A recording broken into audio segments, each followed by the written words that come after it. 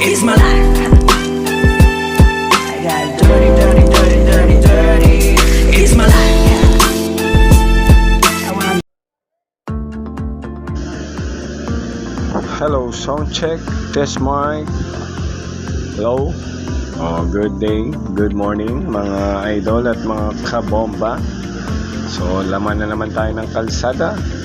At nandito tayo sa parteng Barangay Lara. At packet na tayo ng Mega Dike, no, mga idol.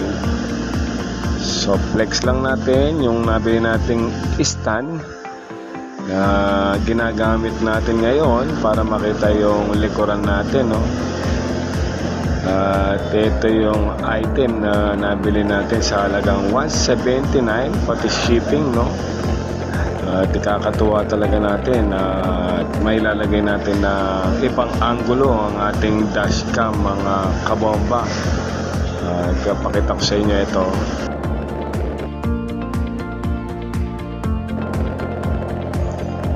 Diba napaka-astig mga kabomba at mai-flex mo siya at maiikot sa ibang anggulo, no? So ako linagay ko sa aking side mirror para makuha nun tayo. Peace out mga kabomba, subscribers and followers. At yun nga, nailagay natin ng mahusay ang ating dashcam, no? Para makita ang ibang tanawin sa ating likuran. At para naman makakuha tayo ng ibang anggulo ng video na kinukuha na natin, no? So eto tayo, pabiyahe papunta sa ating trabaho. At araw-araw tayong nagtatrabaho mga idol. Yun nga, gusto kong kuhanan, videohan yung mga kalsadang nadadaanan ko, no?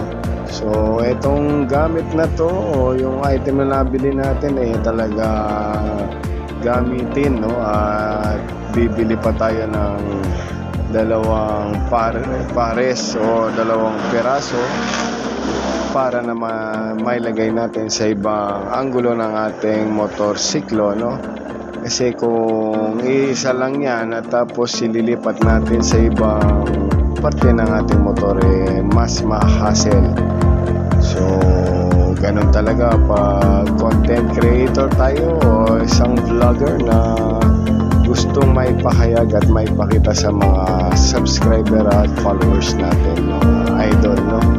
So kasalukuyan tayong nagbabiyahe at pabalik ng Del Rosario, no. Del Rosario tayo dadaan para naman maiba yung ruta natin. Sa mga motoristang nagbabiyahe, ingat tayo, ride safe, God bless po.